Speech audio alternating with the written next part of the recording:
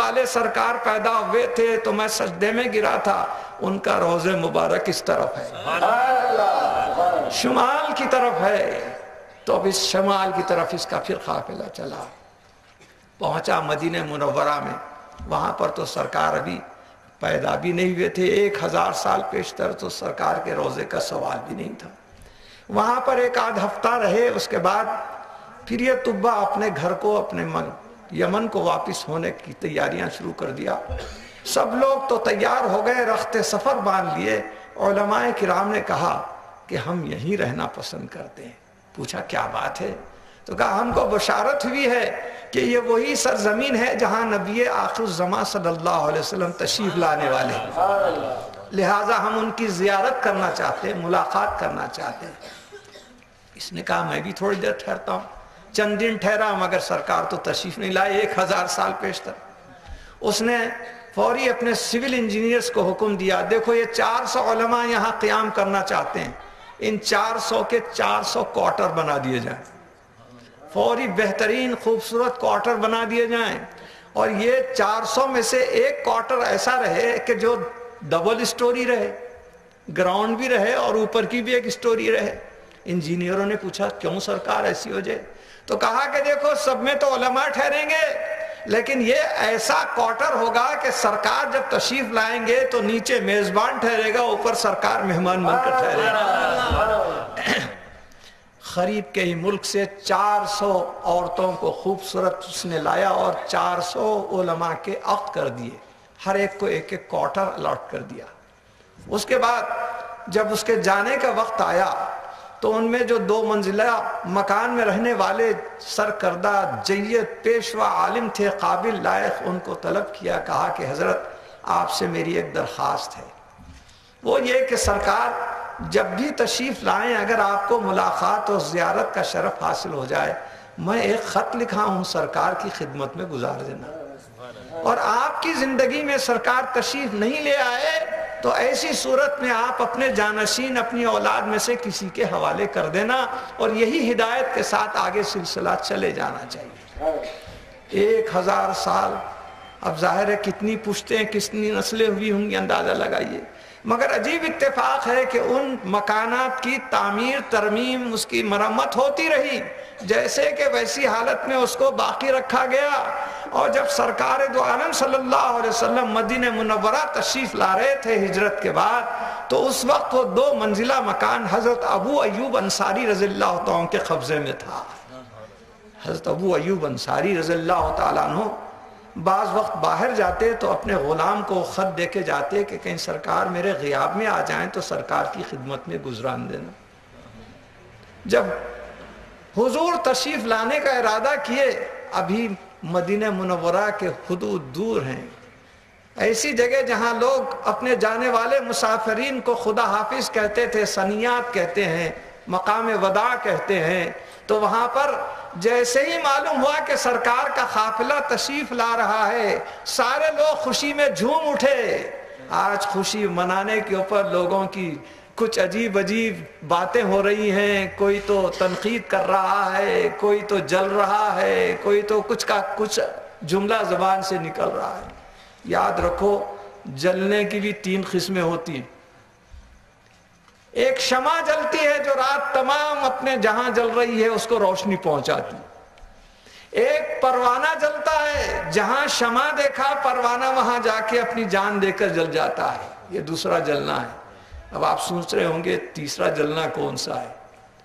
شمع کے اوپر پروانے کے جلنے کا یہ عاشقانہ منظر دیکھ کر، دور ہی سے دیکھ کر کوئی جلتا ہے، تو یہاں بھی شمع محمدی کے پروانے ہیں، ان پروانوں کا جمگھٹا دیکھ کر بھی کوئی جلتا ہے۔ اس لیے میں کہتا ہوں جلو تو شمع بن کے جلو یا پروانہ بن کے چلو، ایسے دور سے شمع اور پروانے کے منظر کو دیکھ کے مت جلو، یہاں بھی جلتے رہیں گے وہاں بھی جلتے رہیں گے۔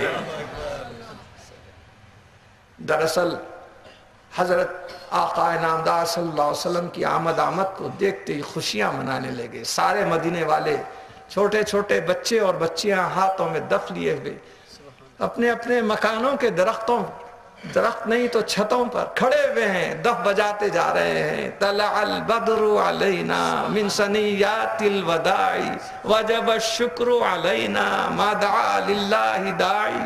کوئی کہہ رہا نحن جوار من بنی نجار یا حبذا محمدا من جار.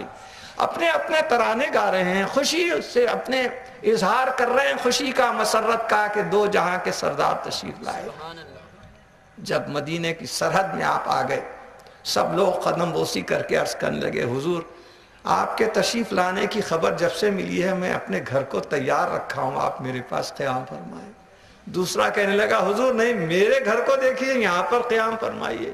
کوئی تیسرا میزبانی کرنا چاہ رہا ہے. چوتھا حضور دیکھے کہ سب پروانے ہیں، اگر ایک کو میں ہاں کہہ دوں تو دوسرے کا دل ٹوٹ جائے گا، دوسرے کو ہاں کہہ دوں تو تیسرے کا دل ٹوٹ جائے گا. فرمایا کہ اب ہم خوراک ڈالتے ہیں اور ہمارے خوراک کا انداز ہی نیا ہے. وہ یہ کہ جس اونٹنی پر ہم بیٹھ کر آئے ہیں اس کی ڈوری ہمارے ہاتھ میں ہے، اب اس کو آزاد کر دیتے ہیں ڈوری. اب جس کے مکان کے سامنے وہ جا کے ٹھہر جائے یا بیٹھ جائے اس مکان میں ہم انشاءاللہ قیام کریں گے.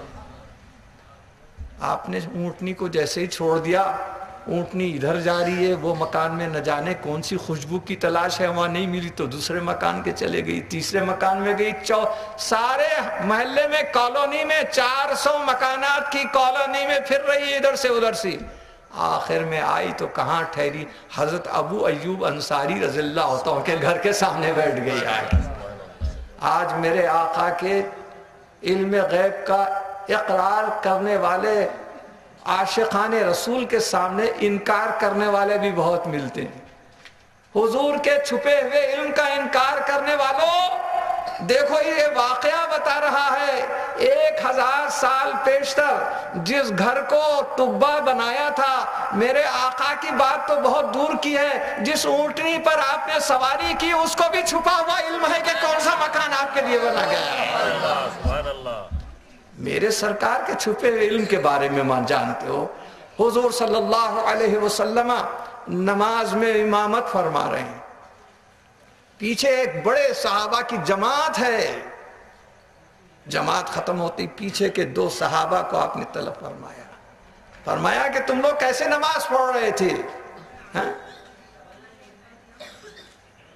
انی رأیت ما لا ترون انی اسمع ما لا تسمعون. میں وہ چیز دیکھ لیتا ہوں جو تم نہیں دیکھتے، میں وہ چیز سن لیتا ہوں جو تم نہیں سن سکتے. آج کہنے والا ڈالڈا مسلمان کہتا ہے کہ حضور کو اپنی پیٹھ پیچھے کی خبر نہیں. اس حدیث سے دیکھو کہ امام کہاں کھڑے رہتا ہے، سرکار امامت فرما رہے ہیں، سب کے پیچھے کی صف میں بیٹھے 2 صحابہ کو بلا کر آپ فرما رہے ہیں کہ تمہاری یہ حرکت ایسی تھی، تمہاری یہ حرکت تھی. تو پتا چلا نور کے لیے کوئی سمت، کوئی ڈائریکشن کی تحدید اور تعین نہیں ہوتا. نور سامنے بھی ویسی دیکھتا ہے، پیچھے بھی ویسی دیکھتا ہے. ارے سامنے پیچھے کی تو بات چھوڑو، فرش زمین پہ بیٹھ کر عرش بری کا ملاحظہ فرماتا ہے. زمین کے اوپر جاتا ہے تو زمین کے اوپر جیسا دیکھتا ہے، زمین کے اندر بھی ویسی دیکھتا ہے. میرے آقا حضور صلی اللہ علیہ وسلم کی نگاہ نبوت کے کیا کہنے. یہاں تو ان کی امت کے جو اولیاء اللہ ہیں، اللہ اکبر، ان لوگوں کا یہ عالم ہے کہ دور دور کی خبر دیکھ لیتے ہیں، نظر ان کی وہاں تک چلے جاتی ہے. حضرت فاروق اعظم رضی اللہ تعالیٰ عنہ منبر رسول پر جمعے کا خطبہ دے رہے ہیں. اسلامی لشکر گیا ہے اور وہاں پر مختلف قسم کے جنگوں سے لڑ کے کر کے اسلامی لشکر اپنے مشکلات میں دشمن سے مقابلہ کر رہا ہے. آپ اپنے ممبر سے کھڑے کھڑے پکار رہے ہیں یا ساریہ الجبل، یا ساریہ الجبل. لوگوں کو معلوم ہے کہ حضرت ساریہ کے کمانڈنٹ شپ میں تو ایک قافلہ لڑنے کے لیے گیا ہے اور یہ خطبے کے دوران یا ساریہ پکار رہے ہیں. بات سمجھ میں نہیں آئی.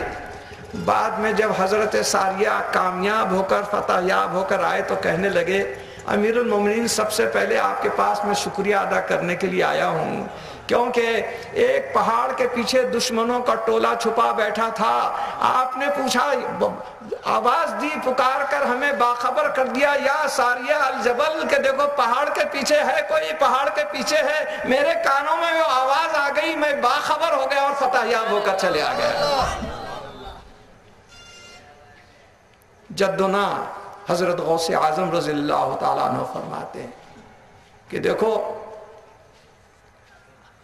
اگر میرا کوئی مرید مشرق میں ہے اور اس کا سطر ہٹ گیا ہے، میں مغرب میں بیٹھے بیٹھے اس کے سطر کو درست کر دیتا ہوں۔ اللہ تعالی جب اپنے حبیب کی امت کے اولیاء اللہ کو یہ بینائی، یہ آئی سائٹ، یہ بصارت، یہ بصیرت عطا فرمایا ہے، تو اللہ تعالیٰ کے رسول صلی اللہ علیہ وسلم کی بصیرت کا کیا عالم ہوگا، آپ کے علم غیب کا کیا عالم ہوگا۔ آپ دیکھتے ہیں کہ ایک غزوے کے وقت سرکار کا اونٹ چھوٹ گیا، اس کے بعد وہ اس مقام سے چلے گیا، اور کدھر گیا کسی کو پتا نہیں۔ لوگ طعن و تشنیع کر کے سرکار کے صحابہ سے کہنے لگے، میاں تمہارے پیغمبر تو علم غیب رکھتے ہیں، تم بڑے دعوے کرتے ہیں، اب یہ اونٹنی کہاں گئی، کدھر گئی، سب کو کائی کو ڈھونڈ رہے ہیں تم لوگ، اگر